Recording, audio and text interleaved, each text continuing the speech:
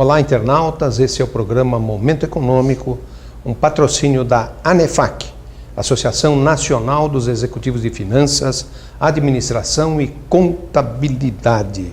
Hoje estamos aqui no programa com o Clóvis Ailton Madeira, que vai falar sobre economia compartilhada. E eu vou até ler um trecho aqui que é muito interessante, o porquê desse tema, né? O mundo dos negócios está mudando e todos já estão percebendo e muito rapidamente. Por exemplo, você já deixou de comprar CDs por causa dos arquivos digitais de músicas? Também parou de alugar filmes que pode consumir online? É possível que desista também de comprar um carro. Tudo se baseia na reputação e na rede de recomendações que surge na internet e se fortalece ano a ano numa velocidade incrível. E ao mesmo tempo é pessoal, em que o consumidor e fornecedor se confundem, é a base da chamada economia compartilhada. Ficou interessado? Então esse assunto será o tema agora do Congresso ANEFAC, agora não, de 25 a 28 de maio, é o tema do Congresso ANEFAC, e o Clóvis vai comentar um pouquinho sobre essa economia compartilhada. Clóvis, o que é mesmo economia compartilhada? Esse tema é conhecido há pouco tempo, com essa expressão economia compartilhada, né? Mas a atividade de compartilhamento de economia não é tão recente assim, né? Na minha opinião, toda divisão de uso de bens, de ativos que você tenta otimizar, você está compartilhando a economia. Então, locação de veículos, que é uma prática já bem antiga, né? É uma forma de você utilizar de forma mais plena possível aquele ativo, aquele veículo, né? O time sharing de hotéis, que surgiu aí, acho que nos anos 70, 80, principalmente nos Estados Unidos, é uma forma de você utilizar melhor o ativo hotel, né? Quer dizer, dar um pleno uso para ele. Então, isso já é uma forma de compartilhamento de economia, né? Mais recentemente, por conta de outros fatores, é que esse tema começou a ser mais aplicado, né? Economia compartilhada, né? Quando a gente fala de economia compartilhada, você mesmo já explicou muito bem, é algo que, em certa medida, já ocorria, só que hoje está acelerando, né? Você tem aí o Uber, por exemplo, né? É outro compartilhamento. Você sabia que na Terra, 30% daquilo que se produz, ou mais de 30% daquilo que se produz, a Terra não está conseguindo recuperar em termos de sustentabilidade. Então, ao que parece, quando você fala de economia compartilhada, acho que é uma necessidade. O que você acha? Eu acho que os recursos são escassos, né? E dividir o seu uso, né? Quer dizer, compartilhar o seu uso, aproveitá-lo de forma partilhada com mais pessoas, né?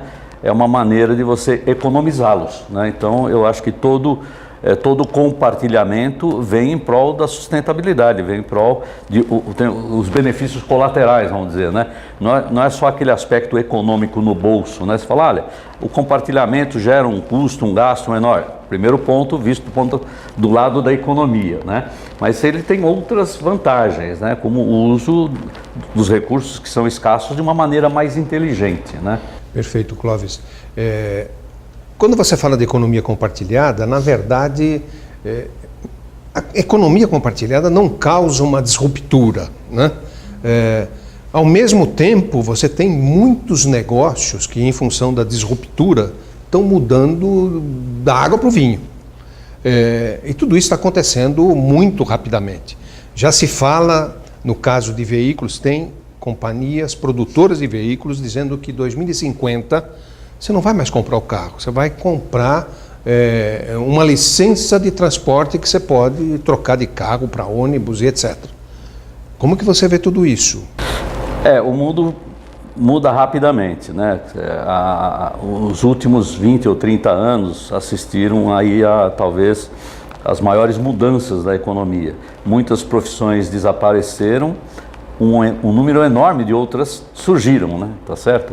Então, essa necessidade na realidade, essa aceleração nas mudanças, né, faz a economia se mexer. As empresas que não se mexem morrem, né? Então você cria uma necessidade de adaptação muito mais rápida, você não tem muito tempo para perder, porque a concorrência te atropela, as novidades te atropelam, né? E você tem que se ajustar a viver num mundo novo. Não adianta ficar combatendo a novidade, né? Tentando preservar o que era feito, né? Isso, você citou o Uber, né? Que é um compartilhamento de automóvel feito de uma outra forma, sem os mesmos requisitos e a mesma burocracia de uma licença de taxista. Os taxistas ficaram apavorados com isso, brigaram, mas não adianta brigar. Quer dizer, vem o Uber, aí tem já diversos outros concorrentes do Uber e assim por diante, né? Um outro compartilhamento recente, né, mais recente, que é o Airbnb, né, que é o uso compartilhado do imóvel, né, tá certo? Que permite uma opção de renda adicional para pessoas que possam disponibilizar parte do seu imóvel para locação. É uma concorrência com o sistema de hotelaria, é indiscutível que é uma concorrência com o sistema de hotelaria, mas é uma atividade muito inteligente, né? Diga-se de passagem, Roberto, a Airbnb não tem um quarto de hotel, é uma das maiores empresas do mundo hoje, né? É verdade. É verdade. Tá certo? Assim como o Uber não tem nenhum carro, tá certo? E é uma das maiores empresas do mundo hoje em termos de valor. Então, é um modelo de negócio totalmente diferente, né? Não adianta combatermos um modelo novo, né? Temos que criar meios alternativos e nos adaptarmos a ele. Até em função da tecnologia, da informática, que hoje domina tudo e nós não conseguimos mais viver no mundo sem a informática. Impossível. É impossível mesmo, é verdade. Mas o Brasil, em certo sentido, está junto com o que tem acontecido nos países mais desenvolvidos ou não? Eu entendo o seguinte, a rapidez como as coisas acontecem hoje em dia, praticamente igualam em tecnologia todos os países quase que ao mesmo tempo, né? Então eu diria, o Brasil não está atrasado em relação a outros países com relação à tecnologia que conhecemos e disponibilizamos. Ele está sim atrasado em relação à implantação dos upgrades dessa tecnologia. A gente não consegue até hoje acompanhar com a mesma velocidade. Um exemplo, por exemplo, a banda larga 4G da telefonia móvel. Ela está implementada no Brasil há cerca de 3 anos. Né? Mas é muito incipiente, é muito restrita ainda a um pedaço da cidade de São Paulo, um pedaço da cidade do Rio de Janeiro e assim por diante. E o mundo já está na 5. Já estão lotados, a 4G hoje já é 60% da telefonia móvel da China, né? Que tem 1 bilhão e 200 milhões de equipamentos. Então já é 60%. Então, e já está vindo a quinta. Está vindo a quinta. Já, quer dizer, a quinta geração que já está em experimento em outros países. Então, o que perdemos é por falta de recursos ou por má utilização dos recursos. Na realidade, eu acho que prefiro essa segunda, né? A gente não consegue acompanhar a velocidade com que a tecnologia avança nos outros países, mas nós a conhecemos e temos acesso a ela, quer dizer, então hoje tudo corre muito rapidamente, né? Nessa economia compartilhada, nós podemos dizer que o foco é o consumo? Olha, o motorista também é pedestre, né? Tá certo? O consumidor também é fornecedor e o fornecedor também é consumidor, quer dizer, então eu acho que tanto no mundo corporativo como na relação entre pessoas, né? Tá certo? A pessoa que loca uma parte do seu imóvel, o seu imóvel todo, usando o Airbnb, né? Ele está sendo um fornecedor, tá certo? Ele está oferecendo e gerando uma atividade econômica para ele. Essa mesma pessoa, ao viajar, usa o Airbnb para alocar imóvel de outros. Então, a gente sempre está nas duas pontas, né? Dificilmente você está numa ponta só, né? Tem uma pergunta aqui da internet que é da Suzamara. No momento tradicional, ou no modelo tradicional, nós produzimos, vendemos e eventualmente nos desfazemos de algo. Nesse novo formato que é a economia compartilhada, aquela primeira e única transação, ela dá lugar a muitas outras, é isso, né? Você comprava um automóvel e ficava com esse automóvel, ou compra ainda esse modelo atual, né? 3, 4 anos, né? Se eu entrar para um modelo de um novo modelo de locação, que vai ser diferente da locação atual, feita pelas fábricas, eu vou usar um modelo durante 6 meses, 6 meses depois eu estou usando um outro modelo. Na realidade, eu acho que tem a possibilidade, é um ponto de vista meu, de dinamizar muito mais a economia, porque você pode alternar muito mais o consumo, você pode variar as possibilidades, né? Porque você não investe num carro, a hora que você investe no carro, você fala, preciso ficar pelo menos 3 anos com ele, né? Mas se eu tiver um custo razoável e não precisar ter esse ativo, né? Eu vou usar o ativo só a hora que eu precisar e posso usar aquele que eu quiser. E Clóvis, como é que você está vendo as empresas, particularmente aqui no Brasil, com relação a essa economia compartilhada? Estão se adaptando? Não? Precisa se adaptar? Adaptar ou morrer, né, Roberto? Eu acho que as empresas, umas são mais ágeis do que outras, né? Mas as que não se adaptam tendem a perder espaço, né? E o que eu acho que é enriquecedor, tem um termo muito utilizado de algum tempo para cá, chamado das startups, né? O que são startups, né? São empresas nascentes, né? Que estão com um produto novo, com uma ideia nova, que precisa de recursos, precisa de investidores, mas via de regra são nessas startups que se criam as grandes ideias, né? Ou ideias novas e assim por diante. As empresas que já estão estabelecidas e que dão atenção para esse mundo dos criadores, dos inovadores, elas têm perenidade também, porque elas vão se associar a eles, trazê-los para dentro de casa, fazê-los inovar dentro dessas empresas. Isso está acontecendo. E algo interessante, a economia compartilhada, e eu tenho visto startups que estão se preocupando em que o ativo fixo seja não só parcialmente utilizado, mas completamente utilizado. Isso pode reduzir custo. Sem dúvida. A economia compartilhada, na essência, ela traz reduções de custo, via de regra, né? Se não para quem está fornecendo, né? Mas para quem está consumindo, né?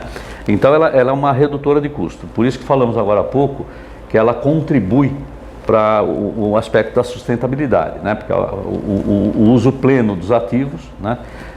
É mais inteligente, né? E gera menos outros consumos, né? Então eu acho que há uma evidente redução de custo nisso, né? Não há um ponto relevante que não envolve só a discussão de economia compartilhada, mas envolve a discussão das inovações tecnológicas, né? Que é o aspecto do emprego, né? Esse assunto é um assunto que preocupa, né? Nos últimos 100 anos, né? Já alongando um pouco a discussão, né? Houve uma perda gradativa de emprego do chamado operário, daquela pessoa que opera na ponta produtiva de ativos fixos, de coisas, né, palpáveis de consumo, né? Por quê? Porque houve um uso gradativamente maior de máquinas, equipamentos. A robótica já se usa aí há 40 anos. Você está hoje numa fábrica de automóvel, não tem mais o soldador, aquela pessoa que soldava a carroceria, né? Você tem um equipamento de robótica que tem os pontos que não erram, tá certo? Não geram desperdício de material, e esse robô já tomou o lugar de muitos funcionários. A pintura é feita robotizadamente, então não tem mais o pintor do automóvel, a não ser o funileiro de conserto, né? Então o emprego veio perdendo espaço gradativamente, né? Mais recentemente, né, na área de gestão, de administração, na nossa área, né, Roberto? Se aceleraram as perdas de emprego também, né? Porque novas tecnologias, computação, ferramentas mais poderosas. Então, onde você usava 4 funcionários, você usa 1. E nessa sua linha de raciocínio, você sabe que já tem programas nos Estados Unidos em que O computador substitui o médico e ele tem acertado muito mais no diagnóstico. Olha como é que nós estamos caminhando, hein? Esse é um exemplo. Esse é um exemplo especialmente importante, né? Porque tem a ver muito com a saúde, com a vida das pessoas, né? E opera numa área extremamente crítica, que é do erro humano, do médico, né? Ou da imprecisão diagnóstica, né? Então, isso já mudou ainda não na velocidade que mudará, porque isso é recente. Vai ser mais rápido, né? Então, 28% de acerto tem o robozinho. Não, e está se falando também advogados. O computador analisa as causas, busca a legislação e dá uma orientação via robótica, via computador, muito mais precisa. Então, vai mudar muita coisa, hein? Que no Brasil o computador vai enlouquecer. Eu acredito. O nosso sistema jurídico, legal, é tão complexo, né? Complexo, caríssimo. Complexo, aproveitando, caríssimo e muito ineficiente. Clóvis, nós estamos terminando já o programa. No início eu falei do congresso que vai acontecer de 25 a 28. Você poderia concluir a nossa conversa e também falar por que da escolha desse tema para o congresso? Pela importância que se acelerou da discussão do compartilhamento mais recentemente. Acho que é um tema muito rico.